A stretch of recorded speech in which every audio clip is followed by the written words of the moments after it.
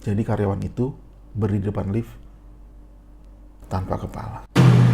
Kepalanya nggak ada.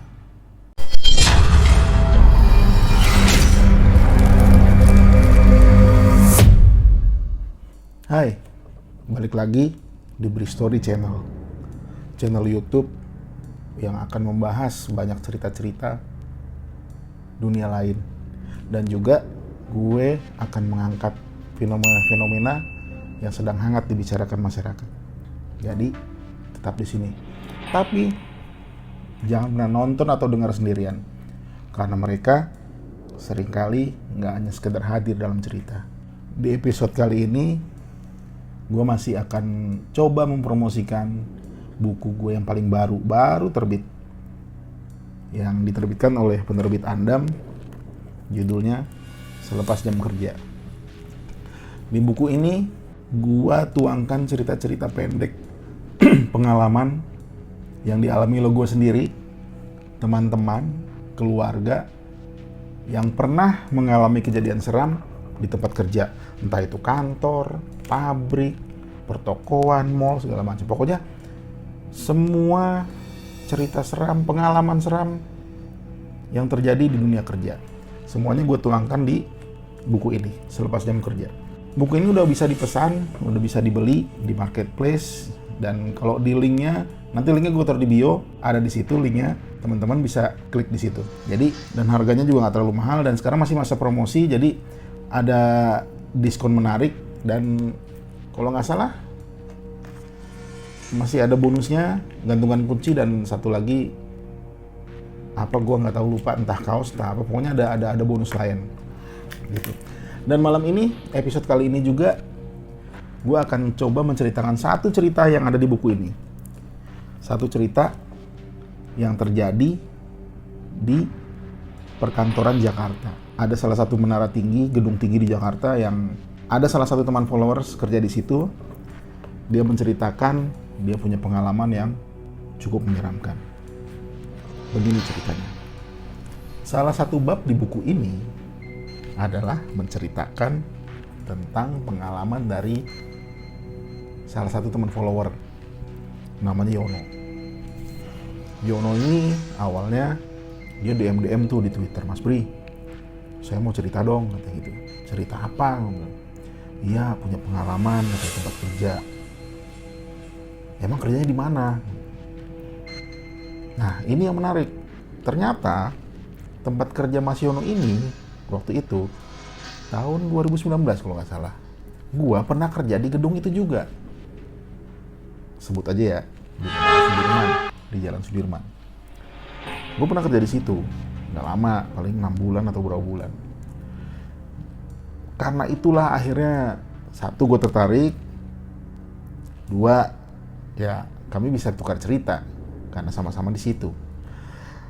Janjian lah bertemu, ngopi, ngobrol. Ya sudah, akhirnya ngobrol, ceritalah semuanya. Ya, waktu gedung ini memang salah satu gedung tertua lah di Jakarta ya. Jadi kalau nggak salah udah cukup lama lah berdiri di Jalan Sudirman ini. Sampai akhirnya gue kerja di situ, sampai akhirnya Yono kerja di situ, tapi kami nggak dalam satu rentang waktu yang sama. Jadi intinya Yono mulai cerita, "Iya mas, ternyata bener, kantor itu, gedung itu serem ya." "Serem," gue bilang, karena gue juga pernah ngerasain. Oh ya, Yono ini di gedung itu bekerja sebagai security, satpam, tapi bukan security kantor. Kan tiap gedung di Jakarta, tiap gedung itu isinya beberapa kantor, ada yang sedikit, ada yang banyak, punya banyak perusahaan yang berkantor di gedung itu. Nah, kalau Yono bukan satpam, bukan security perusahaan, tapi security gedung. Tugas dia adalah menjaga keamanan di gedung itu. Singkatnya, ada satu cerita yang gue tuangin di buku ini ketika Yono bekerja malam hari dan berhubungan dengan CCTV yang ada di gedung itu. Yono dan timnya. Jadi waktu itu ada kerusakan CCTV di lantai 18. Kebetulan Yono bertugas di pos security yang letaknya di basement gedung di paling bawah. Gue lupa Yono waktu itu, yang pasti dia nggak sendirian di pos itu. Dia dengan rekan tim lainnya, entah namanya siapa ya, Pak Warsan kalau nggak salah, ketua timnya. Dan ada rekan yang lainnya. Dan salah satu rekan Yono namanya Hamdan, kalau nggak salah juga, kalau nggak salah ingat ada di buku ini.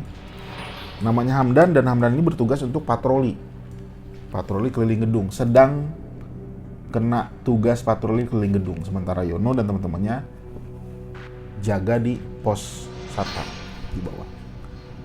Nah, ketika Yono melihat monitor CCTV yang ada di pos satpam, ternyata ada satu CCTV yang blank, hitam, alias error, rusak.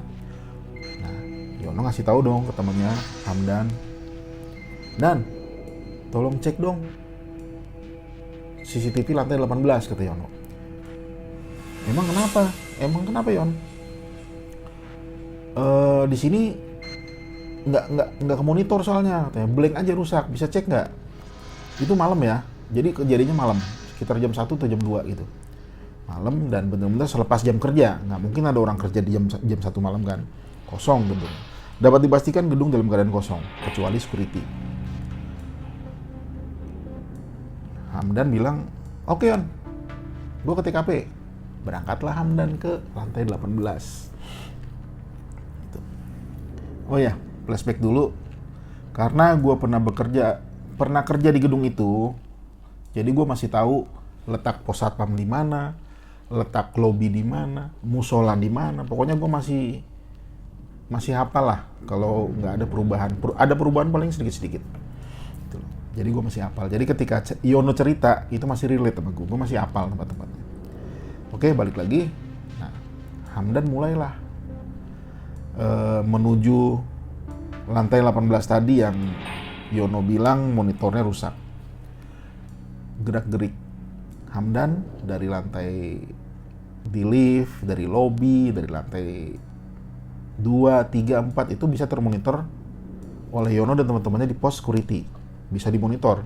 Hamdan jalan kemana, Hamdan naik tangga, Hamdan masuk lift, segala bisa dimonitor. Dan akhirnya Hamdan sampai juga di lantai 18. Ya kita semua tahu lah, teman-teman tahu kalau kamera CCTV itu letak pasti di atas, dan ya hampir pasti di atas lah, di pojok atas ruangan. Nah, Hamdan ini keluar dari lift, dia langsung ke kiri bagian kiri lift jalan, karena kamera CCTV letaknya di sebelah kiri. Nah, karena di atas Hamdan membutuhkan tangga. Kebetulan juga di lantai itu ada gudang kecil yang memang di situ ada tangga juga. Hamdan naiklah tangga itu untuk ke kamera CCTV yang rusak itu. Nah, ketika Hamdan sedang memperbaiki, Yono terus memonitor dari pos security di bawah. Nggak tahu berapa menit lamanya sampai akhir tiba-tiba monitor yang ada di pos bawah tempat Yono memperhatikan monitor tiba-tiba nyala lagi tuh kamera kelihatan. Dan ya pastinya kamera ketika nyala yang ada sebagian besar adalah wajah si Hamdan, karena Hamdan sedang memperbaiki kan. Sebagian besar wajahnya Hamdan, mukanya Hamdan gitu yang Yono lihat di monitor. Dan akhirnya Hamdan nanya dong, "Yon, udah oke belum sih?" Gitu. Yono bilang, "Udah oke kok." Tapi Yono bukan dengan nada yang gembira, karena itu kamera sudah benar, sudah bekerja lagi, bukan gembira, tapi Yono suaranya udah gerak-geriknya udah mencurigakan buat Hamdan. Jadi kata Yono, "Udah Dan, udah oke kok." "Oh ya udah, berarti gue turun ya," kata si Hamdan. Yono bilang, "Nanti lu situ dulu, jangan kemana-mana. Gue mau ngomong dulu sama Pak Warsan." "Lo kenapa? Tunggu aja situ dulu," katanya. Akhirnya Hamdan nanyalah ke Pak Warsan, "Pak, bisa kesini sebentar nggak?" "Kenapa Yon?" "Lihat di kamera, lihat di monitor." Karena waktu itu Yono melihat sesuatu.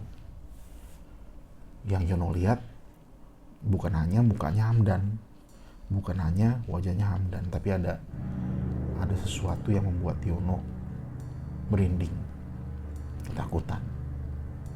Karena ternyata Hamdan gak sendirian. Yang Yono lihat dari monitor TV. Makanya dia manggil Pak Warsan. Takut kalau dia yang salah lihat. Nah, ketika dengan Pak Warsan sudah melihat monitor dari bawah, ternyata mereka melihat pemandangan yang sama. Akhirnya Pak Warsan bilang ke Hamdan, Hamdan, CCTV udah oke, tapi kamu tapi kamu turunnya harus lewat tangga darurat, jangan kembali ke lift. Pak Warsan ngomong gitu ke Hamdan. Hamdan nanya dong, loh kenapa Pak? Kan lebih cepat lewat lift. Jangan, kamu lewat tangga darurat, jangan lewat lift. Jadi ketika Hamdan, posisinya gini, gue gambarin lagi ya. Ketika Hamdan memperbaiki CCTV kamera, lift ada di belakang dia. Sementara tangga darurat itu di depan dia. Jadi Pak Warsan maunya ketika Hamdan selesai turun dari tangga, dia ke depan, ke tangga darurat, jangan lewat lift. Gitu loh. Hamdan bingung. Ini apa sih? Kenapa sih Pak harus gitu? Udah, kata Pak Warsan. Nurut. Pokoknya kamu lewat tangga darurat, jangan lewat lift. Oke. Akhirnya tanpa tanya-tanya lagi, Hamdan ngambil tangga, dia berjalan ke tangga darurat dan turun. Turun sampai ke pos satpam.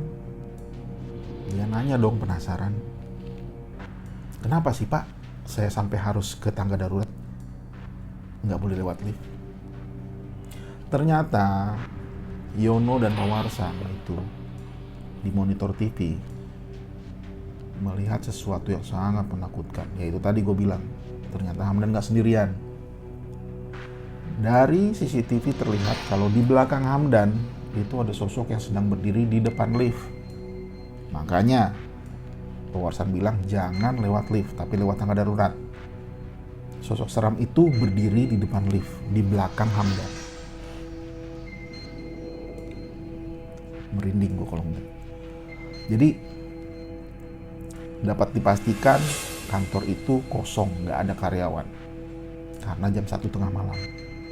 Tapi ada sosok selain Hamdan di depan lift. Sosok yang tipikal karyawan menggunakan kemeja, celana panjang, pakaian kerja lah, berdiri depan lift tanpa kepala. Jadi karyawan itu berdiri depan lift tanpa kepala. Kepalanya nggak ada. Itu yang bikin Pak Warsan dan Yono bilang kalau Hamdan selesai jangan lewat lift, tapi lewat tangga darurat. Langsung Hamdan merinding. Untung saya nggak lewat lift, bener. Itu. Jadi sementara Hamdan memperbaiki CCTV tadi, ternyata ada yang menemani. Hantu karyawan tanpa kepala. Itu salah satu cerita yang ada di buku Selepas Jam Kerja. Selebihnya banyak cerita-cerita pendek lagi yang menurut gua sangat menyeramkan. Jadi